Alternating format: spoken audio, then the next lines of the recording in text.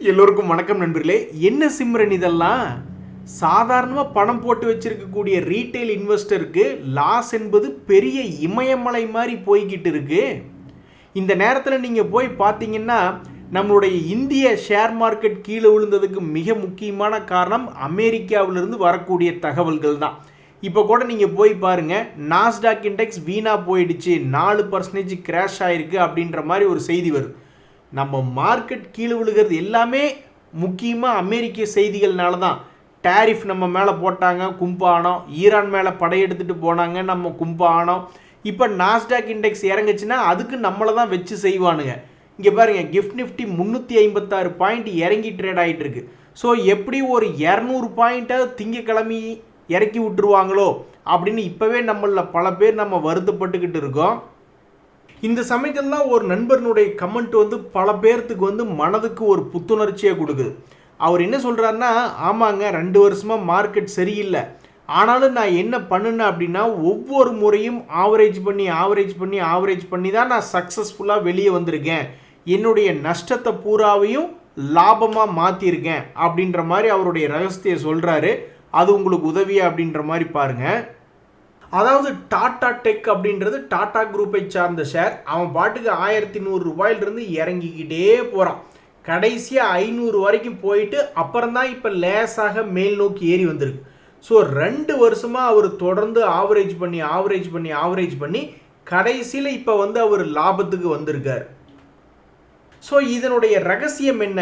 இவர் ஆவரேஜ் பண்ணி சக்ஸஸ்ஃபுல்லாக நஷ்டத்திலிருந்து லாபத்துக்கு திரும்பி இருக்கார் ஷேர் மார்க்கெட்டில் அப்படின்னா அதனுடைய ரகசியம் என்னன்னா, இவர் எடுத்திருக்கக்கூடிய ஷேர் என்பது தொடர்ந்து லாபம் செய்யக்கூடிய ஷேராகவும் டாடா குரூப்பை சார்ந்த ஒரு ஷேராகவும்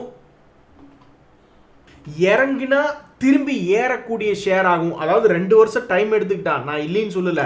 வேற ஒரு இன்ஸ்ட்ருமெண்ட் இருக்கு, அது இறங்கினா திடீர்னு ஒரே வாரத்தில் திரும்ப கூட வாய்ப்புகள் என்பது இருக்கு. அது எந்த இன்ஸ்ட்ருமெண்ட்னு சொல்லுங்க பார்ப்போம்.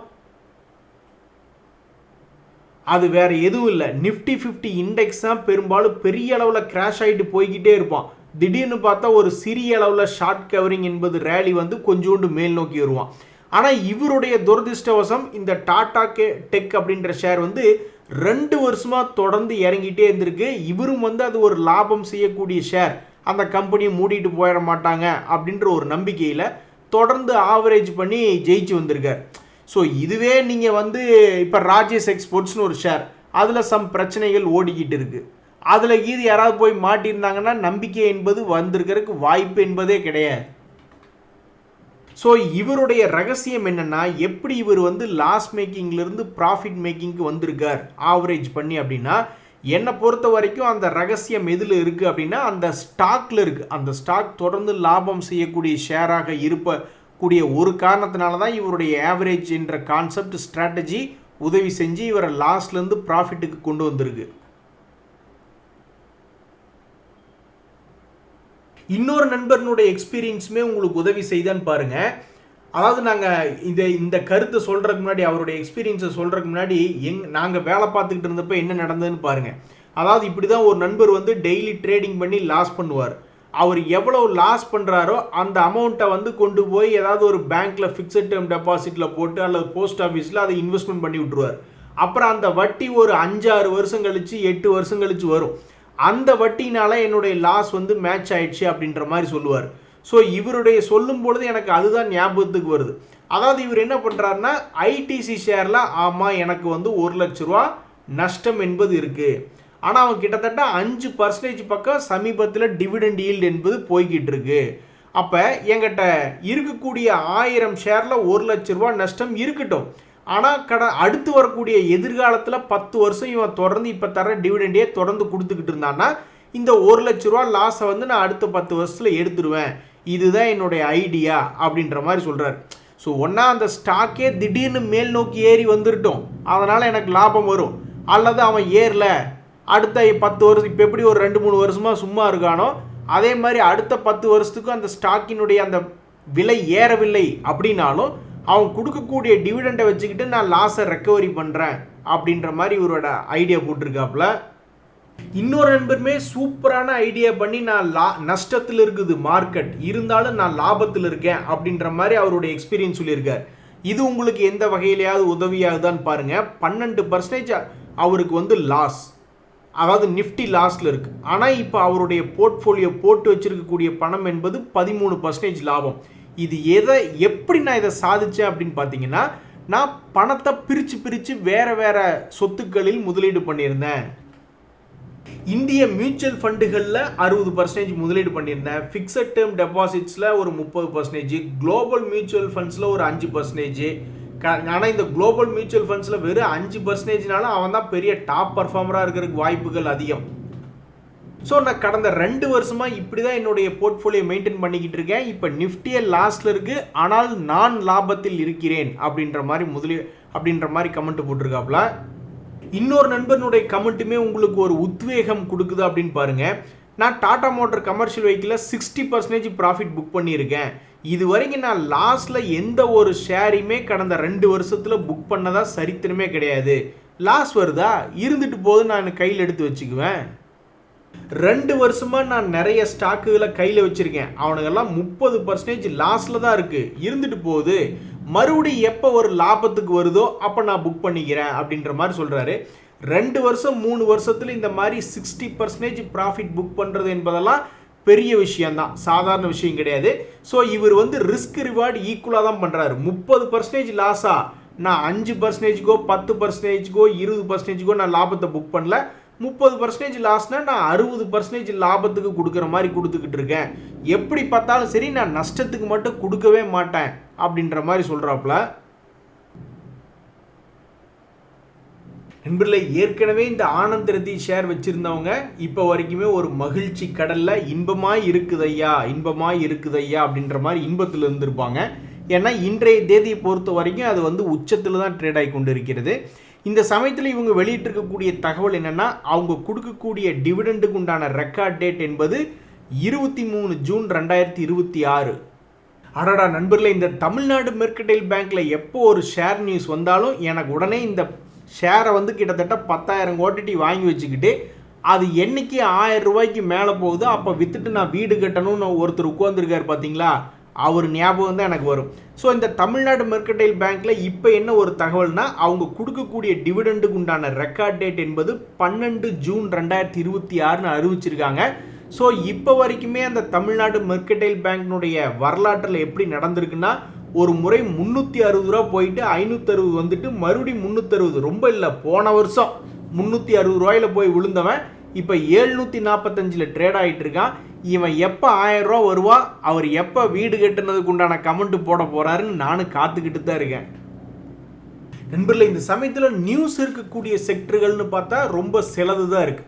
அதில் வந்து கோல்டுனுடைய ப்ரைஸை பேஸ் பண்ணியும், கோல்டில் வந்திருக்கக்கூடிய பாலிசி நியூஸ்களை பொறுத்தும், கோல்டுனுடைய டிமாண்ட் இப்போ எப்படி இருக்குது அப்படின்ற செய்திகளை வச்சுக்கிட்டு சமீபத்தில் கோல்டு ப்ரைஸஸ் ரொம்ப வால்டிலிட்டியாக இருக்குது. அதில் ரொம்பவுமே பெரிய லீடர்னு பார்த்தா டைட்டன் தான். இருந்தாலும் தங்கமயிலினுடைய பர்ஃபார்மன்ஸ், ப்ரைஸ் பர்ஃபார்மன்ஸ், விலை ஏற்றம் அப்படின்றது இன்னும் இந்த டைட்டனில் வரல. என்னங்க இது அநியாயமாக இருக்குது அப்படின்ற மாதிரி இந்த டைட்டன் ஒரு குவார்ட்டருக்கு 1179 கோடி லாபம் என்று பண்ணி கொண்டிருக்கக்கூடிய ஒரு ஷேர். தங்கமயில் பார்க்கும் பொழுது இந்த தங்கமயில் ஜுவல்லரியினுடைய வருமானம் என்பது 143 கோடி என்பது போல தான் இருக்குது. ஆனால் இவன் ஏறி இருக்கக்கூடிய ஏற்றம் என்பது இந்த ஒரே வருஷத்தில் 1500 ரூபாயிலிருந்து 5500 ரூபாய் வந்திருக்கு. இது வந்து மிக கடுமையான ஒரு ட்ரீம் ரேலி. இந்த சமயத்தில் ஒரு மிகப்பெரிய ஒரு வால்யூம் என்பது நடந்திருக்கு. போதும்னு சொல்லி லாபத்தை சில பேர் புக் பண்ணிட்டு போயிட்டாங்களா, அல்லது என்னடா இவன் ஏறிக்கிட்டே இருக்கான் அப்போ இன்னும் போய் எடுக்கணும்னு சீது ஏதாவது ஒரு குரூப் போய் எடுத்திருக்கேன் என்னன்றது தெரியல. ஆனால் மிக கடுமையான வால்யூம் என்பது நடந்திருக்கு. ஆனால் இந்த டைட்டன் அப்படின்ற ஷேரில் நம்ம போய் பார்க்குறோம், அதனுடைய விலை ஏற்றம் இன்னும் அந்த அளவுக்கு வரல. அவங்களுடைய விலையேற்றம் ஒரு வருஷத்துக்கே பார்த்தீங்கன்னா 3400, இப்போ 4200, பெரிய ஏற்றம் இல்லை. ஸோ இனிமேல் வரக்கூடிய காலங்களில் தற்போதைக்கு அவன் எப்பவும் போல் ஏறிக்கிட்டு இருக்கிற மாதிரி இன்னும் ஒரு முறை இது ஏதாவது தன்னுடைய பழைய ஹை ஒரு 4500 பக்கத்தில் கீது போயிட்டு வருவானா இல்லையா அப்படின்றது யாருக்கும் தெரியல. பட் இதனுடைய செய்தி வந்து என்ன அப்படின்னு பார்த்தீங்கன்னா, RSI டைவர்ஜென்ஸ் அப்படின்ற இண்டிகேட்டர்னுடைய செய்தி என்பது ஒரு கிரீன் கேண்டிலாக வந்து விழுந்திருக்கு. ஸோ இப்போதைக்கு நியூஸ் இருக்கக்கூடிய ஷேர்களில் கீழே விழுந்துட்டு இன்னும் திரும்பி மேல் நோக்கி பழைய ஹை வராத ஒரு ஷேர்களில் இந்த டைட்டன் அப்படின்ற ஷேர் இருக்குது. இனி எதிர்காலத்தில் இவன் என்ன செய்ய போறான் அப்படின்றது பொறுத்து இருந்து தான் பார்க்கணும். நண்பர்களே, அதே மாதிரி இன்னொரு மிக முக்கியமான தகவல் என்னன்னா, இந்த எலக்ட்ரானிக்ஸ் மேனுஃபேக்சரிங் செக்டரை சார்ந்த இந்த பிஜி எலக்ட்ரோபிளாஸ்ட் அப்படின்ற ஒரு ஷேர் அவனுடைய வாழ்க்கையில் பார்த்தீங்கன்னா சமீபத்தில் இறங்குவதும் ஏறுவதும் இதையே தான் ஒரு 2 வருடமாக பண்ணிக்கிட்டு இருக்கான். எதுக்காக இப்படி ஒரே வேலையை திரும்ப பண்ணிக்கிட்டு இருக்கான்னு தெரியல. ஸோ தற்போது கீழே விழுந்து கிடக்கக்கூடிய இந்த பிஜிஎல் அப்படின்ற ஷேர் எவ்வளவு ரிசல்ட் கொடுத்துருந்தாங்க லாபத்தில் அப்படின்னு பார்த்தீங்கன்னா 65 கோடி. அது நார்மலாக அவங்க எப்பவும் கொடுக்கக்கூடிய ஒரு ரிசல்ட் தான். போன குவார்டர் 62, இந்த குவார்டர் 65 கோடி, அதுக்கு முன்னாடி 67 கோடின்னு ஒரு மாதிரி ஸ்டாண்டர்டாக வருமானம் கொடுத்து கொண்டிருக்கக்கூடிய இந்த பிஜி எலக்ட்ரோபிளாஸ்ட் அப்படின்ற ஷேரில் இன்னொரு நியூஸ் என்ன அப்படின்னு பார்த்தீங்கன்னா, சமீபத்தில் அதனுடைய RSI டைவர்ஜென்ஸ் இண்டிகேட்டர் என்பது ஒரு பாசிட்டிவாக சமீபத்தில் வந்து விழுந்திருந்தது. எப்போ? ஏப்ரல் மாதத்தில். அதுக்கப்புறம் ஒரு சிறிய ஏற்றம், ஒரு 450 ரூபாயிலிருந்து ஒரு 550 ரூபா வரைக்கும் போயிட்டு இப்போ மறுபடியும் 485 ரூபாயிலே திரும்பி வந்து விழுந்திருக்கக்கூடிய இந்த பிஜிஎல் அப்படின்ற ஷேர் எதுக்கே இப்போ நீ மலைப்பாம்பு மாதிரி இப்படி நெளிஞ்சு போயிருக்க, இப்போ இனி வரக்கூடிய அடுத்த சில தினங்களில் அடுத்த சில மாதங்களில் நீ என்ன செய்ய காத்திருக்கிறாய் அப்படின்னு மார்க்கெட்டில் பரபரப்பாக இருக்கக்கூடிய ஷேர்களில் இந்த பிஜிஎல் அப்படின்ற ஷேர் ஒன்று. நண்பர்களே, கடைசியாக ஒரு ஷேர், இந்த ஷேரினுடைய செய்தி என்னன்னா, நம்ம எல்லாத்துக்குமே ஆசை இருக்கும். 1 லட்ச ரூபா பணத்தை ஸ்டாக் மார்க்கெட்டில் போட்டிருக்கோம், அது பக்கத்தில் ஒரு 0 விழுந்து ஒரு 10 லட்சமா அப்படின்ற ஒரு மேஜிக் நம்பரை நம்ம எப்போ பார்ப்போம்? ஒரு 50 ரூபா ஷேரை நம்ம எடுத்திருக்கோம், பக்கத்தில் ஒரு 0 போட்டு அது என்னைக்கிடா நம்ம 500 ரூபா பார்ப்போம் அப்படின்ற ஆசை எல்லா ஷேர் ஹோல்டருக்குமே அந்த ஏக்கம் என்பது இருக்கும். அந்த மேஜிக் நம்பர் என்னைக்கு வரும் அப்படின்ட்டு. அப்படிதான் இந்த சிஜி பவர் அப்படின்ற ஷேர் இவ்வளவு நாள் கீழே கிடந்த ஷேர் தான் திடீர்னு தன்னுடைய பழைய ஹையை தாண்டி போயிருக்கிறதுனால அந்த ஷேர் ஹோல்டர்ஸ் எல்லாம் ஒரு ஏக்கமாக இருக்காங்க. எதுக்கு? சமீபத்தில் தன்னுடைய உச்சங்களை எல்லாம் தாண்டி யாருக்காவது நம்பிக்கை இருக்குமா? 800 ரூபாயிலிருந்து கீழே விழுந்துட்டான். ஒரு முறை வெறும் 400 பக்கத்தில் போய் விழுந்துட்டான். முதல் முறை ட்ரை பண்ணப்பவே அவனால் பழைய 800 பிடிக்க முடியல. ஒரு கேப் வச்சு மறுபடியும் கீழே அதே 500 ரூபாய்க்கு வந்து விழுந்துட்டான். ரொம்ப தூரம் இல்லை. இந்த 2026 ஜனவரி மாதத்தில் 500 ரூபா பக்கத்தில் போன ஷேர் தான் இந்த சிஜி பவர். இப்போ நம்ம போய் எடுத்து பார்க்கும்போது மறுபடியும் தன்னுடைய பழைய உச்சங்களை தாண்டி ட்ரேட் ஆகிட்டு இருக்கு. இதுக்கு முன்னாடி என்ன உச்சங்கள் இருந்ததோ அந்த உச்சங்களை தாண்டி ட்ரேட் ஆகிட்டு இருக்கும் பொழுது 937 ரூபாய் என்பது இதனுடைய சமீபத்திய நியூஸ். இப்போ இருக்கக்கூடிய கரண்ட் மார்க்கெட் பிரைஸ்னுடைய நியூஸ் என்னன்னு பார்த்தீங்கன்னா 937 ரூபா. ஸோ அவங்களுக்கு ஒரு ஆசை வருது, எப்படியாவது மொமெண்டம் பிக்கப் ஆகி ஒரு 1000 ரூபாய் அந்த 4 டிஜிட் அப்படின்ற நம்பரை தொட்டால் நல்லா இருக்குமே அப்படின்ற மாதிரி அவங்க எதிர்பார்த்துக்கிட்டு இருக்காங்க. அந்த 4 போட்டது கண்ணுக்கு தெரியல, அதனால நான் இந்த பக்கம் போடுறேன். ஸோ இது போன்ற ஷேர்கள் என்ன ஆகும் அப்படின்றது பொறுத்து இருந்து பார்க்கணும். ஆக மொத்தம் நண்பர்களே, நம்மளுடைய ரீட்டைல் முதலீட்டாளர்களுக்கு மிக கடுமையான ஒரு சோதனை காலமாக இருக்குது. ஆனால் அந்த சோதனையும் ஆவரேஜ் செய்து நஷ்டத்திலிருந்து லாபத்துக்கு திரும்பின சில பேர்த்த நாம் இப்போ சமீபத்தில் பார்த்துருக்கோம். அவர்கள் ஜெயிச்ச ரகசியம் என்னன்னா, அவங்க செலக்ட் பண்ணியிருக்கக்கூடிய பங்குகள் லாபம் செய்யக்கூடிய பங்குகளாக தொடர்ந்து இருந்துக்கிட்டே இருக்கு. அது ஒரு முக்கிய காரணமாக இருக்கு. எது எப்படியோ நம்ம மார்க்கெட் வீணா போனதுக்கு காரணம் அமெரிக்காவிலிருந்து தொடர்ந்து வரக்கூடிய வீணா போன செய்திகள்னால தான். டேரிஃபு, வாரு மற்றும் கிரீன்லாந்து பற்றிய பிரச்சனைகள் கூட நம்ம மார்க்கெட் கீழே விழுந்தது. இப்போ இனி மறுபடியும் நாஸ்டாக் வந்து நேற்று 4% வீணா போயிருக்கு. அவன் வீணா போனது மட்டும் இல்லை, நம்மளையும் திங்கக்கிழமை அன்னைக்கு நிஃப்டி 200-300 பாயிண்ட் பாடாப்படுத்த போறானா இல்லையா அப்படின்றத இப்போதைய கவலையா இருக்கு. இன்றைய தகவல் அனைத்து உங்களுக்கு உதவியாக இருந்ததுன்னு எனக்கு மகிழ்ச்சி தான். நாம் நாளை மதியம் சந்திப்போம். நன்றி, வணக்கம்.